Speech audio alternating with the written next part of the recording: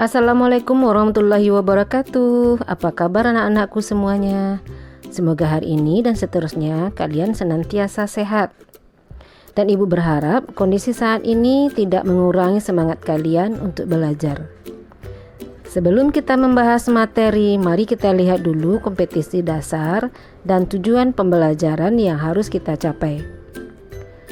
Kompetensi dasar mengungkapkan pengalaman dan gagasan dalam bentuk cerita pendek dengan memerhatikan struktur dan kebahasaan. Tujuan pembelajaran, setelah penayangan video ini diharapkan kalian dapat mengungkapkan pengalaman dalam bentuk cerita pendek. Sekarang, mari kita mulai langkah pertama, menentukan ide atau tema. Ide yang muncul sebaiknya dicatat agar tidak susah untuk disusun. Ide ini biasanya tidak muncul begitu saja. Misalnya, suatu hari Ananda melihat seorang anak menjajakan gorengan. Nah, kalian bisa tentukan temanya. Misalnya, kisah gadis cilik penjual gorengan. Atau, perjuangan hidup si penjual gorengan. Dan lain-lain. Untuk menentukan tema, kalian juga bisa pikirkan pertanyaan tentang apa cerpen yang akan kamu buat. Sekarang pertanyaannya, bolehkah tema dijadikan judul? Ya, tentu saja boleh. Tapi bukan suatu keharusan. Misal, ada seorang penulis membuat judul Gamis Merah Jambu. Isinya bukan hanya tentang gamis merah jambu. Bisa jadi itu warna gamis yang sedang dipakai oleh tokoh cerita. Langkah kedua, menyusun garis besar kerangka karangan. Kerangka merupakan gambaran mengenai jalan cerita yang akan dibuat menjadi sebuah cerita. Kerangka karangan ini berguna agar karangan kita tidak kemana-mana. Kerangka ini adalah sebagai relnya karangan.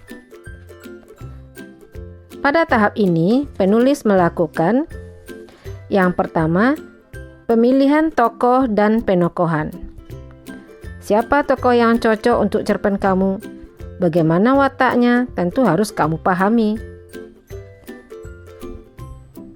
Tahap kedua, memilih latar.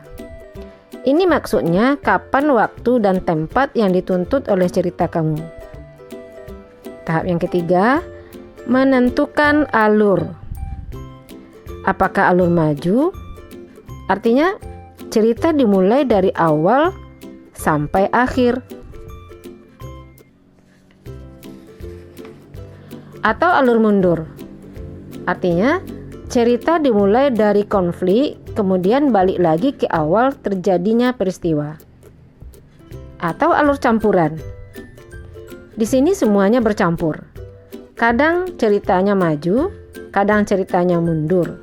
Ini tergantung dari kebutuhan si penulis. Langkah yang ketiga, mengembangkan kerangka karangan. Kerangka yang sudah dibuat tadi kemudian dikembangkan, diuraikan lagi berdasarkan kerangka tersebut. Sebelum direvisi atau disunting, konsep cerpen tersebut kalian endapkan dulu. Jangan terburu-buru menunjukkannya kepada orang lain. Bersabarlah. Tunggulah beberapa hari sampai pikiran kamu segar kembali. Terakhir, barulah merevisi. Langkah terakhir, merevisi.